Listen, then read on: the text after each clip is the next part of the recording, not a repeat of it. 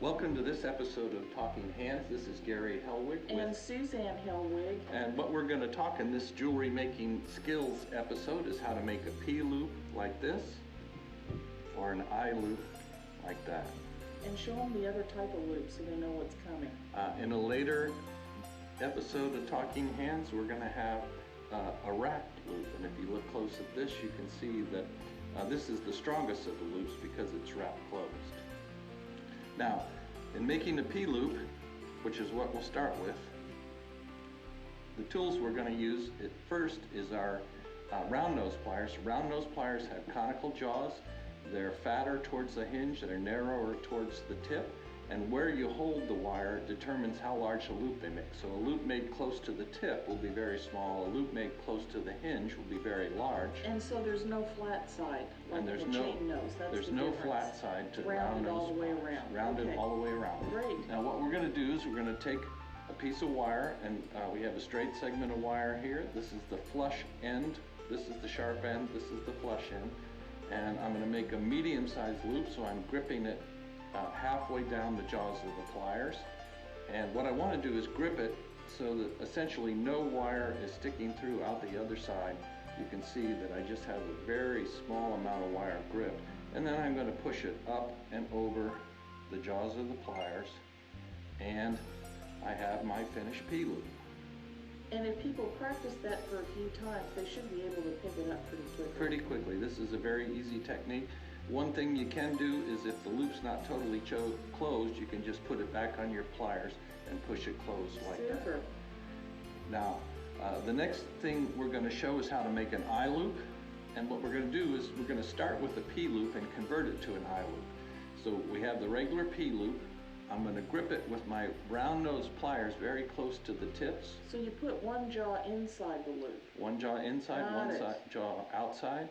And then I'm just going to rotate, push it with my thumb until the wire is centered over the loop. And if it's not centered, then I can just adjust a little bit until it is centered. And so this is an I loop, and the stem should point to the center of the loop there. And if it's not exactly flat, you can use your pliers here. You can use your nylon jaw pliers to squeeze it flat if you need to. Now, so that's the technique for making a P loop and an I loop. We're going to show a different technique for making an I loop. I have a different segment of wire here. I'm going to grab it with my chain nose pliers. I'm going to push it over 90 degrees like that. So that's the way we bend How wire. did you learn this way? What made you decide to have two ways?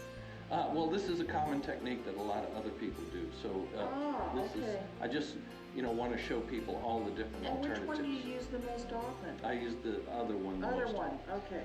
But this is an alternative way for making the loop. So you grip it there, you push the wire up and over like that. There's not enough room to finish it because the jaws of the pliers are in the way, so you have to reorient the wire, regrip it on your pliers, and then you push it the rest of the way till it's about 90 degrees.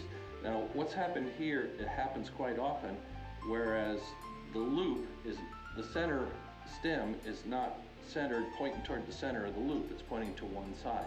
So the way we correct that is just putting the wire back on our pliers and bending a little bit until the center wire points to the center of the loop. And when you're satisfied that the center wire is pointing to the center of the loop, then you use your flush cutter to cut the excess wire.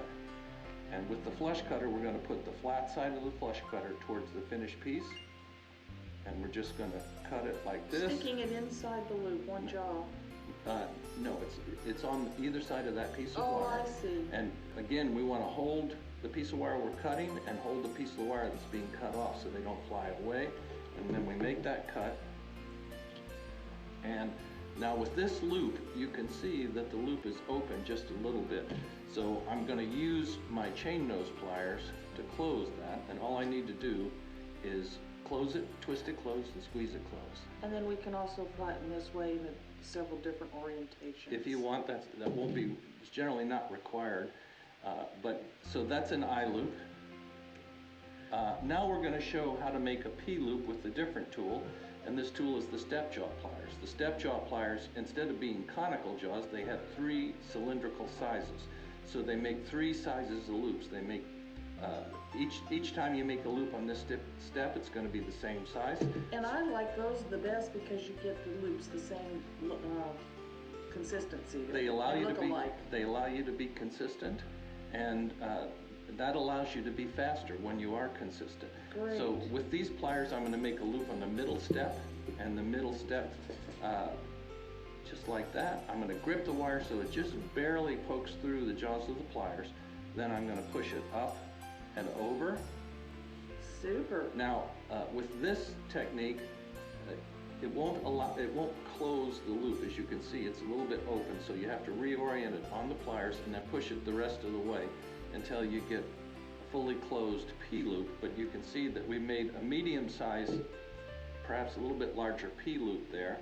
And it's always, when you use that second step, it's always going to come out to be the same size. So that allows you to be very consistent. And isn't it true that these step jaws match the peg size of the WigJig? For the fine step jaw pliers that we sell at WigJig, the first step is the size of the pegs for the Delphi, the Centaur, and the Cyclops. The second step is the size of the pegs for the Olympus, Olympus Light, and Electra. Super, so it's automatically linked together to get the right sizes. Exactly. Now we have one other loop that we're going to show you, and that's how to make a loop in 16 gauge wire. And with 16 gauge wire, it's a lot bigger, it's a lot stiffer, and it's a lot harder to make a loop, so we use a different technique. If I tried to use the same technique with 16 gauge wire, and I put it so that it just barely poked through, when I go to turn, it's gonna pop off. It's not gonna work. So what I have to do is I have to put a little bit more wire through the pliers, so you can see to get a better grip. That allows me to get a better grip. I got more wire sticking through, and now what I'm going to do is push it up and over, and I still have to relocate, and then I'm going to push it beyond so that you can see where it overlaps. You want an overlap. You want it to overlap for this heavier gauge of wire. I see. And the reason is this gauge of wire is so much heavier that it's very hard to get a good consistent loop without using this technique. So you can see that we have quite a bit of overlap there, but that's good. And all I have to do to finish this is to take my cutter and cut it right where it starts to overlap. And again, so you cut at the overlap. Cut at the overlap. I see. Very good. And so you can see now I do need to close this loop, and I'm going to do that with my bent chain nose pliers. And now I've made a P-loop in 16 gauge wire, and again, you don't need to use the nylon jaw pliers. It's amazing how much stiffer it is. It really doesn't make a difference. So that's making a P-loop in 16 gauge wire. And if you wanted to turn this into an I loop, you could do the same technique we used earlier of bending it back just like that and convert the P-loop into an I loop. And anytime that this loop gets open too much, you just put it back in your pliers and give it a little squeeze, and that. So now we have a P-loop and an I loop in 18, 20, and 16 gauge wire.